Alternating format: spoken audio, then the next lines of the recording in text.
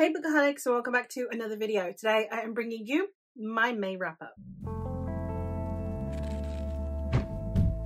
In the month of May, I actually participated in a readathon. I also participated in celebrating Asian Heritage Month, and I also participated in 2 book clubs and 1 read-along. So a lot of things going on in this month. I also got through an entire series, and I've been vlogging the whole thing, so I will leave the vlogs linked if you want to know my on-the-go thoughts. But here I am to wrap up the month. I have read 4 ebooks, 1 audiobook. I have read 4 standalones. I have started a series, continued a series, and binged a series. And I have a range from 3 to 5-star ratings in this wrap up. I'm not going to go into loads of statistics because I haven't compiled them. I don't have the time, so I am just going to go through the books. I'm going to start out with the digital books, and the first one I'm going to talk about is the audiobook. And the audiobook I read this month is The Water Outlaws by S.L. Huang. This is a historical reimagining. It's gender bent and it is fantasy, and in it we are following a woman who has managed to rise up within the ranks of the army, which is very unusual for a woman, and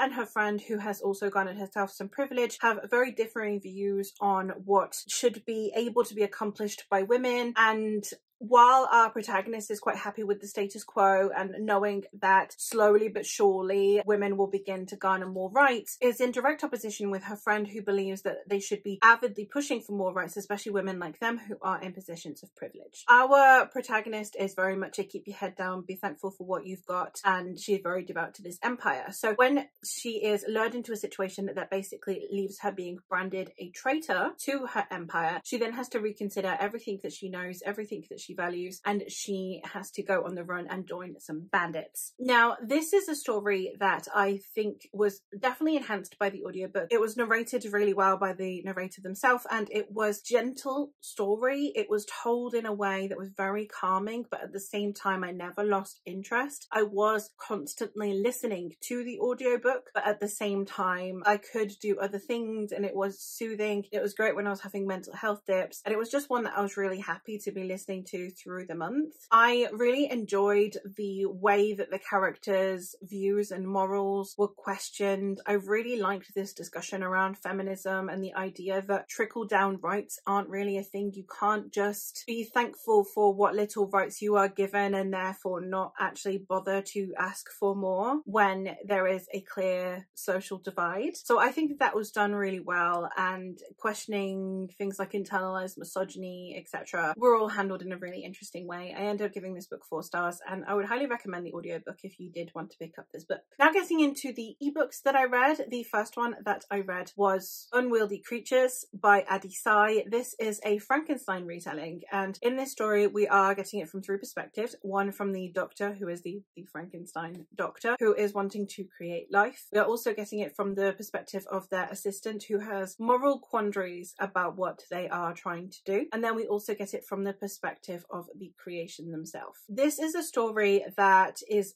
really interesting in its resolve and in the way that it's discussing Frankenstein. Mary Shelley started this conversation about the morality of creating life, but we are now at a point where we are frequently creating life. We have in vitro fertilization. We can create babies from embryos. So we are in a position where we are creating life. It's less now about the religious connotations that were, of course, a product of Mary Shelley's time, and even less about whether or not it is possible. And it is more about the scientific morality, the social morality, and especially bringing into light questioning this creation's place in the world. The writing style in this book is a rather unusual one, and it is one that I find to be a story in which it's very clear Adi Sai is trying to have the conversation with Mary Shelley. So there is still this almost archaic voice to it, this very formal voice to it in this modern setting, which I really appreciated the author's choice to do so, but it did disconnect me from the story a little bit. And this level of formality across all 3 characters also meant that it was occasionally difficult to discern which of the perspectives you were reading if you didn't just remember from the initial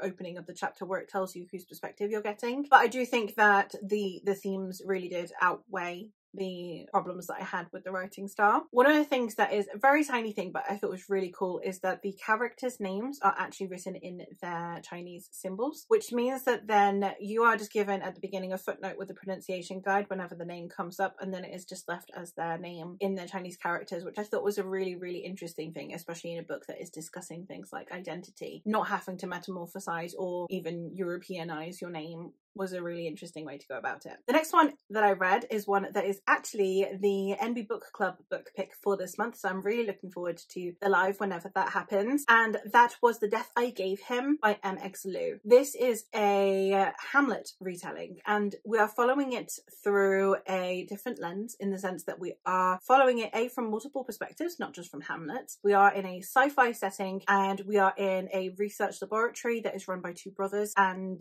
then we have one brother murdering the other brother, and the son of the murdered brother wanting to investigate what happened to his father, while in the meantime his uncle is trying to get his hands on a specific type of research that his brother was researching. And I really liked the way that we had moral quandaries brought into this. We had discussions around death, which, if you have not read Hamlet, is actually quite a recurring theme within Hamlet. But in this one, more around the like science of death, around the idea of cheating death, around the idea of resurrection. And it was a very interesting story, because I think that it took a lot of really interesting core things from Hamlet that we a lot of the time don't see in retellings. There's normally a lot of emphasis on the whole like father, uncle, nephew dynamic that goes on, which is interesting, but I really liked that there were other overlapping themes with Hamlet that were discussed and played with, and I think that EXO did a really good job of bringing to light new elements of Hamlet that don't normally get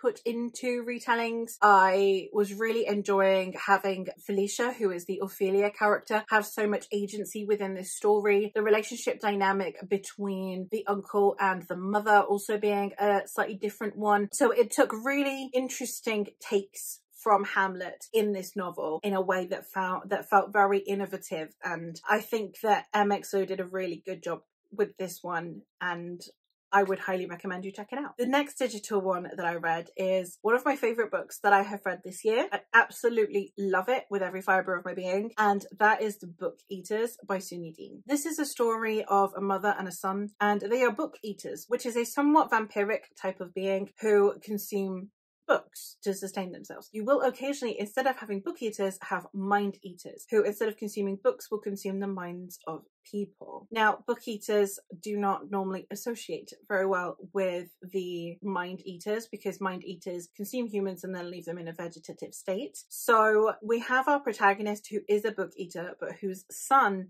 is a mind eater. So when she runs away with her son so that she might protect him, she has to keep procuring people for him to consume, or he will starve. And she is now faced with the options of 1, letting her son starve, 2, sacrificing other people to her son's appetite, or returning him to her people, where she will face consequences and she will never see her son again. However, there is a different clan of book eaters who have an antidote that can basically allow him to consume books instead of consume minds. So while she is searching for this group of people who would hopefully be able to help her, she is on the run with her son and having to feed him people. And we have 2 timelines. We have when the mother, Devon, is younger. That's where we get all of the exposition and information about the book eaters, about where she comes from, about their lore, which I really, really loved, and added a really interesting layer of fantasy to this story. And then on the other hand, we have Devon as she is on the run with her son. And I loved this book so much. I want it to be my personality at this point. I love books about mothers, and I really loved the moralities that were questioned in here, and the notion of what would you do if you were a mother in this situation. And I really, really appreciated it, and I cannot gush about this book enough, but I don't know how to talk about it apart from just being like, oh my god, I loved it. But it is one of my favourite books of the year. The last digital book that I have to talk about is Blackwater Sister by Zen Cho. This is one that is about a young woman who is having to return to Malaysia with her family. She can't really afford to remain in America by herself, and she has been raised there all her life, so it's, you know, going to what is essentially kind of like a new country to her. It turns out that she is actually being possessed by her grandmother. Her grandmother was a bit eccentric, and she was very devout to a local deity known only as the Black Water Sister. So when someone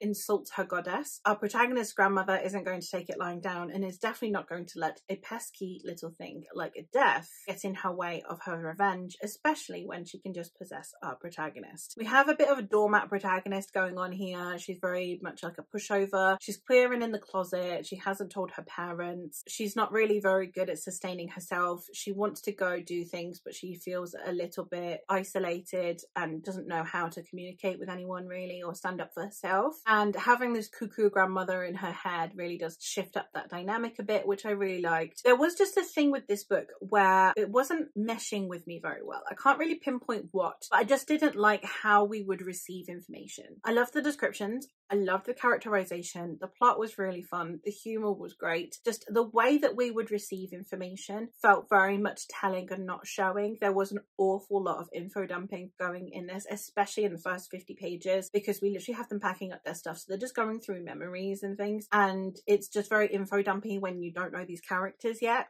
for you to be getting all of these memories and feelings and reminiscing. So it just didn't really work for me in terms of how we were told things. But I did really enjoy the story as a whole, and I've ended up giving it, I think it's come out at either a really low 4-star or a high 3-star, I can't remember. It was good and I had a good time with it. Loved the themes, loved the conversations, and as I said, the characterization was really, really good. I didn't feel like it was necessarily a new favourite, but I did really enjoy the story. Now we're going to move into the ones that I read for book clubs / readalongs. The first one I'm going to talk about is I did join the Brothers Gwyn over on their Discord, where they are hosting readalongs, and the readalong for May was for Hyperion by Dan Simmons. I have one that does not have the title or author on the cover. I don't actually know what edition this is, but we have Hyperion by Dan Simmons. And this is one that was a fantastic one for a buddy read, because the story is told in the way of the Canterbury Tales, where you have kind of overlapping stories that eventually are going to come to a head, but they're all individual stories. So each chapter is kind of like a vignette, but that furthers the plot.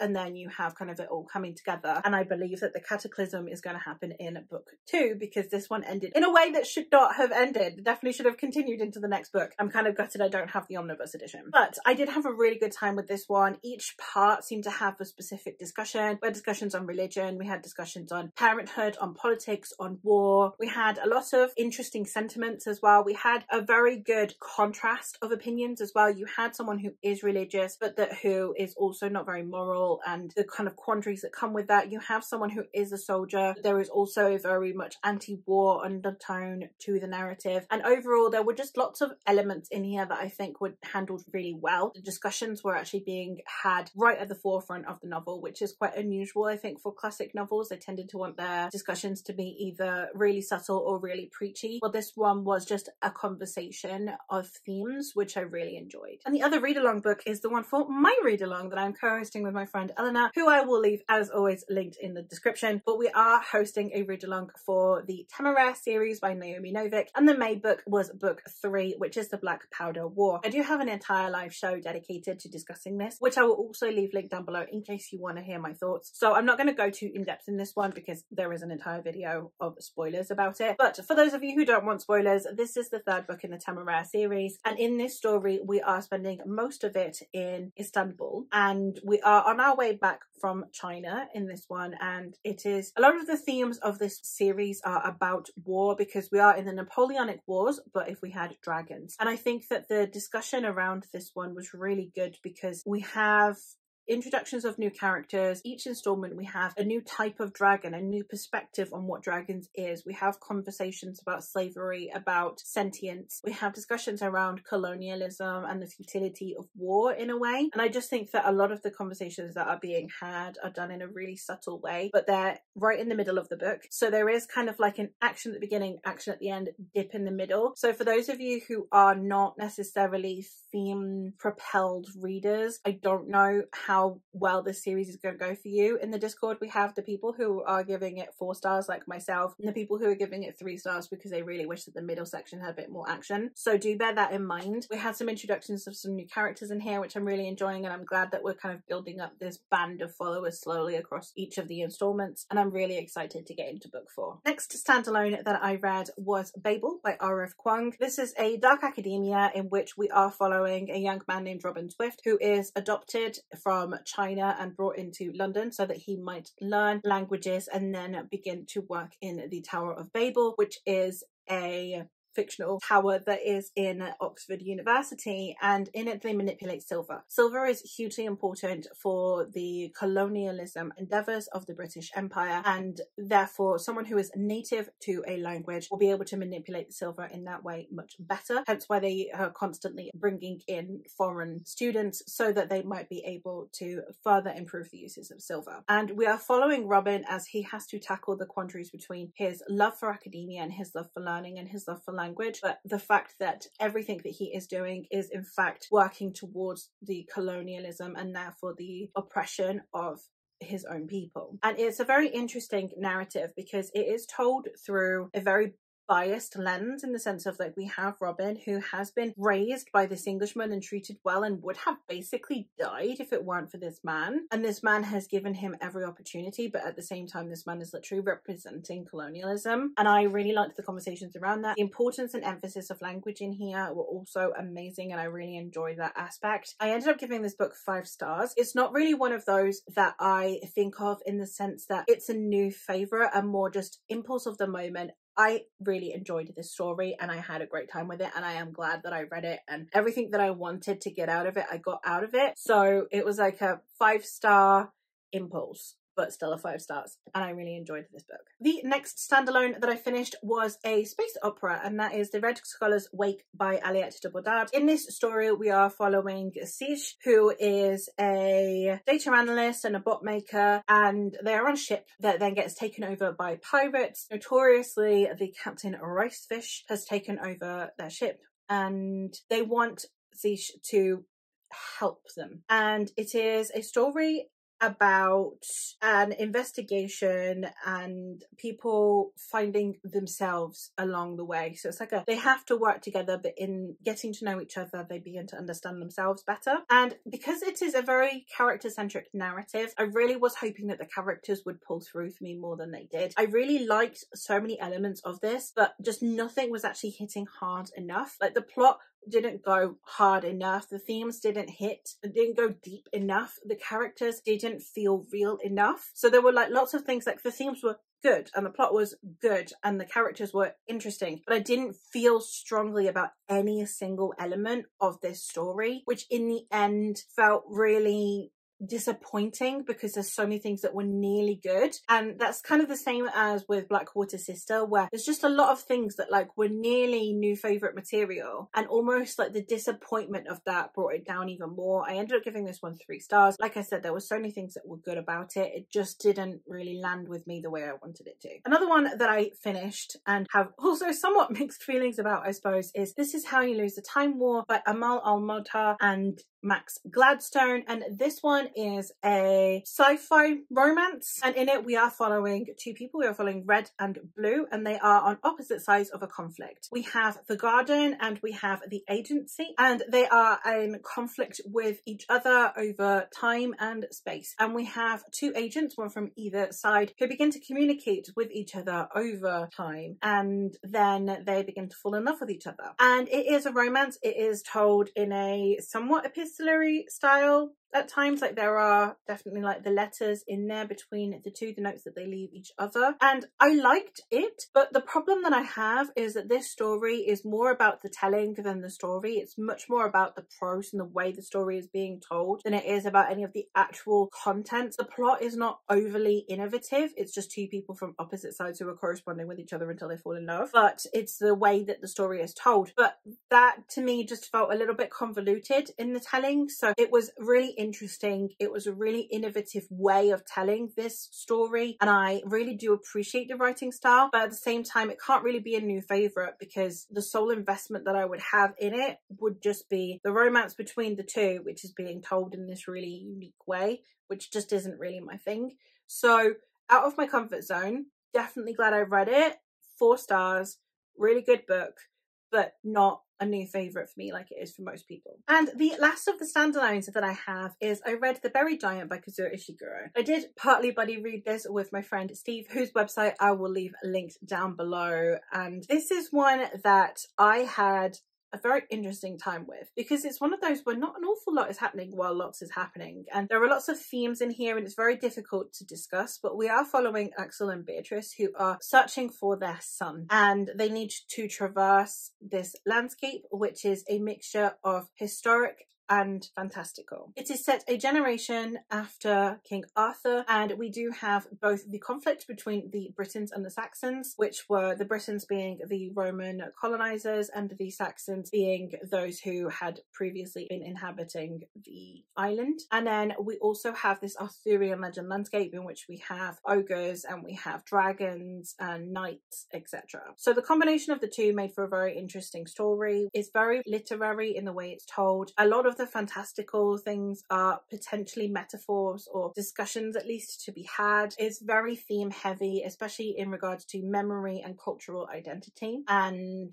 the purpose of conflict when it comes to cultural identity. It's a very interesting one. I love Kazuo Ishiguro's brain because it's so fascinating. I think I liked Never Let Me Go more than I liked this one, but I have given them both 4 stars. If you are looking for something that is just interesting and really makes you think and makes you really sink into the story with characters that are really easy to follow and easy to root for, surrounded by characters that you are constantly questioning their motivations, I would highly recommend checking this one out. And the last one that I have to talk about today is the series that I've read, and I read the entirety of The Dandelion Dynasty by Ken Liu. This is an adult epic fantasy series which consists of The Grace of Kings, The Wall of Storms, The Veiled Throne, and Speaking Bones. This series is a historical reimagining in which we are following the fall and rise of a dynasty. 2 young men at the beginning of this story. We have the son of a deposed duke who has sworn revenge on his emperor, the emperor who disavowed his father, and we are also following a young man who has believed that he is nothing and will amount to nothing, apart from that he is very charismatic and tends to get away with whatever he wants to. And in it we are following as these two join forces and begin a rebellion against the empire as the emperor himself is declining in health. And this is the rise of the Dandelion Dynasty. Then in this first book it is told in a really weird way because I didn't love this first book. I still really appreciated it, but it's told in a way that is very cold and aloof, and I didn't find that I found any depth or warmth towards the characters. Secondly, I also found that these characters were a little bit more of an idea than an individual person. And also the way this story is told is that you will occasionally get vignettes of like things that are happening elsewhere, just to give you a broader scope of how this world, this country, this nation, this group of islands is working. But they didn't feel like they wove seamlessly into the narrative. They were just, okay, we're going to stop this story for a minute. I'm going to tell you a little story and then we'll come back. So there were a lot of things that I really liked about this,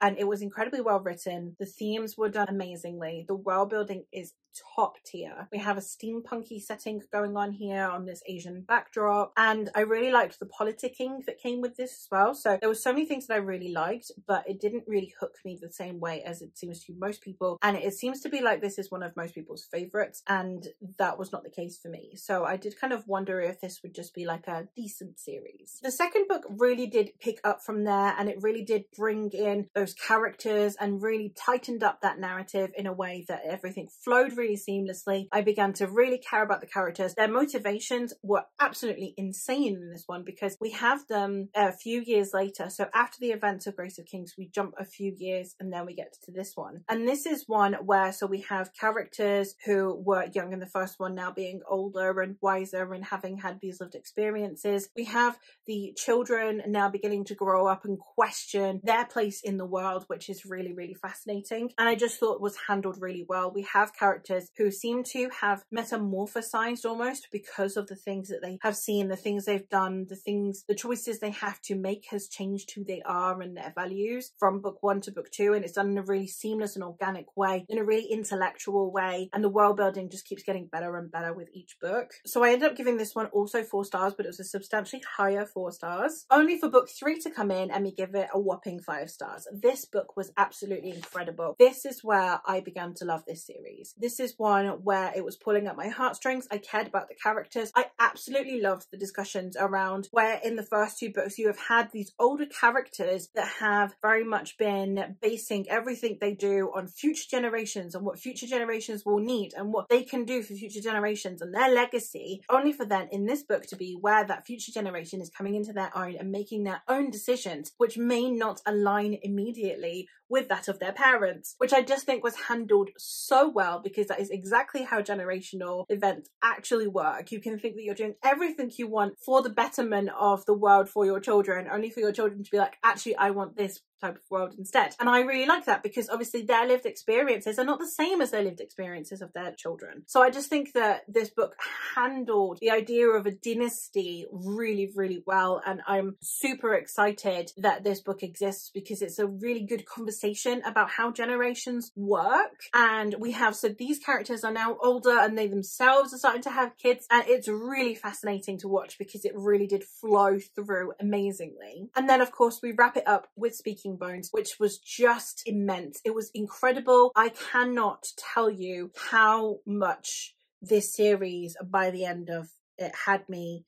It consumed me. I loved the way that this series went from your typical setup in a way of just like bring down an empire to actually living through this empire. Like the first book is in itself what you would normally get in a trilogy. And then this is ramifications of all of those events permeating through the generations in a fascinating way. And there were characters that I loved. There were characters that I hated. Everyone felt real and nuanced. And there were characters that even though you despised them, you didn't necessarily think that their existence was just pure evil or malevolence. And I really, really loved the way that each installment in this series seemed to get better and better. And there you have it. Those are all of the books that I read in May. I read a lot in May. My reading will dip now because it's getting hot, so I will probably not be reading anywhere near as much, but it was fun while it lasted. And that is it for this video. So let me know which of these books you have read and your thoughts on them, or if based on my love of some of these books you would recommend other books. Happy to hear it. But that is everything, and I will hopefully catch you in another one soon.